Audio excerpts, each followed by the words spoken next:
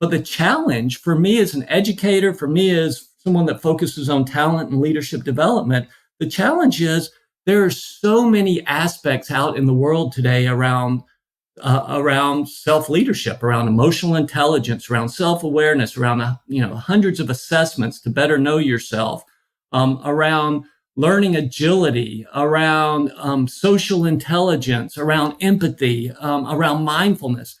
There's so many of these vertical disciplines for people to have to try to, that are all important for people to have to try and learn. And people don't have the time to do that. People don't have the focus unless you're in the profession.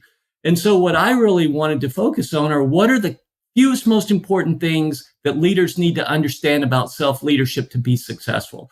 And that's why I really focused time on creating a self-leadership model that was practical, replicable, and based on research. And the model is called the SOAR model, and SOAR as in flying, not as in hurt, but the SOAR model that stands for self, outlook, action, and reflection.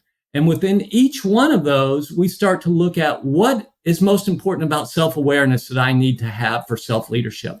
What is most important that I need to understand about my outlook in relation to when I'm engaging with challenging and important and relational situations, around my perception biases, around emotional agility, around managing threats.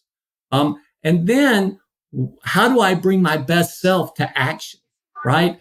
And what we learn in businesses and homes and relationships is the primary actions that we have is how we engage with one another, how we communicate with one another. And how do I bring empathy? How do I ask quality questions? How do I engage in harder conversations? And then this R stands for reflection.